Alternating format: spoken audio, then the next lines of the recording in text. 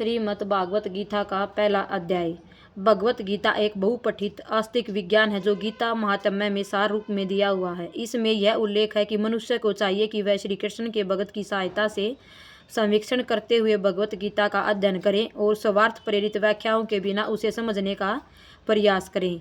अर्जुन ने जिस प्रकार से साक्षात भगवान कृष्ण से गीता सुनी और उसका उपदेश ग्रहण किया, इसी प्रकार स्पष्ट अनुभूति का उदाहरण भगवत गीता में है। यह उसी गुरु परंपरा से निजी स्वार्थ से प्रेरित हुए बिना किसी को भगवत गीता समझने का सौभाग्य प्राप्त हो तो वह समस्त वैदिक ज्ञान और विश्व के समस्त शास्त्रों के अध्ययन को पीछे छोड़ देता है। भगवत गीता में न केवल अन्य शास्त्रों की सारी बातें मिलेंगी, अपितु ऐसी बातें भी मिलेंगी जो अन्य कहीं उपलब्ध भी नहीं है। यह गीता का विशिष्ट मानदंड है। स्वयं भगवान श्री कृष्ण द्वारा साक्षात उच्चरित होने के कारण वह पूर्ण आस्तिक विज्ञान है। महाभारत में वर्णित धृतराष्ट्र तथा संजय की वार्ताएं इस महान दर्शन के मूल सिद्धांत का कार्य करती हैं। माना जाता है कि इस दर्शन की प्रस्तुति कुरुक्षेत्र के युद्ध स्थल में हुई, जो वैदिक युग से पवित्र तीर्थ स्थल रहा है। इसका प्रवचन भगवान द्वारा मानव जाति के पथ प्रदर्शन हेतु तब किया गया जब वे इस लोक में स्वयं उपस्थित थे। धर्म क्षेत्र शब्द सार्थक है क्योंकि कुरुक्षेत्र के युद्ध स्थल में अर्जुन के पक्ष में श्री भगवान स्वयं उपस्थित थे। कौरवों का पिता धृतराष्ट्र अपने पुत्रों की विजय की संभावना के विषय में अत्यधिक संदिग्ध था। इसी संदेह के कारण उसने अपने सचिव से पूछा। उन्होंने क्या किया? वह आश्वस्त था कि उसके पुत्र तथा उसके छोटे भाई पांडु के पुत्र कुरुक्षेत्र की युद्ध भूमि में संग्राम के लिए इकट्ठे हुए। फिर उसकी जिज्ञासा सार्थक है। वह नहीं जानता था कि भाइयों में कोई समझौता हो। वह युद्ध भूमि में अपने पुत्रों की नीति के विषय में आश्वस्त होना चाह रहा था।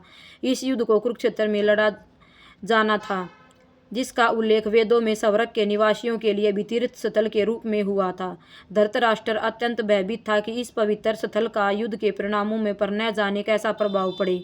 उसे भली भांति पता था कि इसका प्रभाव अर्जुन तथा पांडु के अन्य पुत्रों पर अत्यंत अनुकूल पड़ेगा, क्योंकि स्वभाव से वे सभी पुण्य आत्मा के थे। संजय श्री व्यास का शिष्य था। उसकी कृपा से चंद्र धृतराष्ट्र के कक्ष में बैठे बैठे कुरुक्षेत्र के युद्ध स्थल का दर्शन कर सकता था।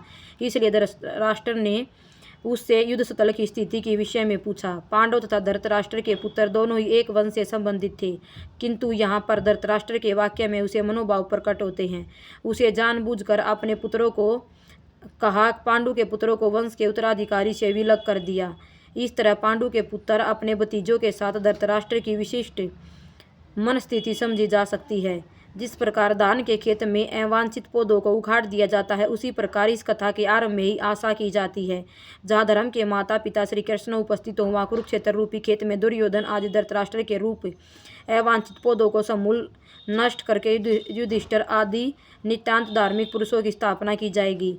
यहाँ धर्म क्षेत्र तथा कुरुक्षेत्र शब्दों की उनकी ऐतिहासिक वैदिक महत्ता के अतिरिक्त यही सार्थकता है।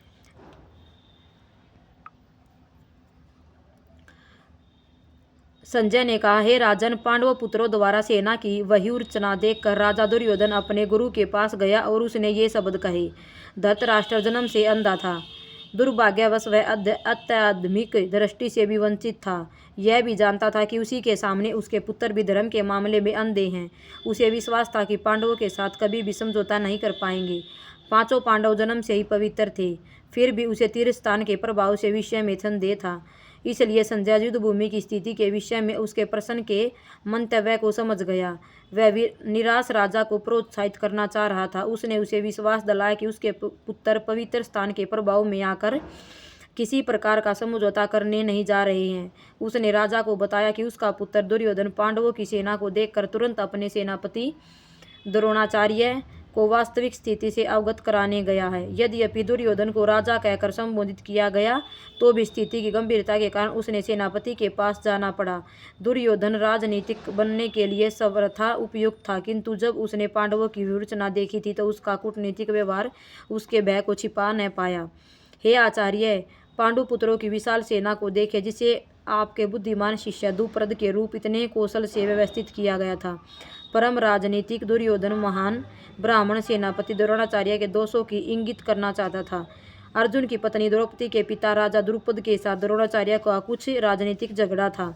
इस झगड़े के फलस्वरूप द्रुपद ने एक महान यज्ञ संपन्न किया, जिससे उसे एक ऐसा पुत्र प्राप्त होने का वरदान मिला जो द्रोणाचार्य का वध कर सके।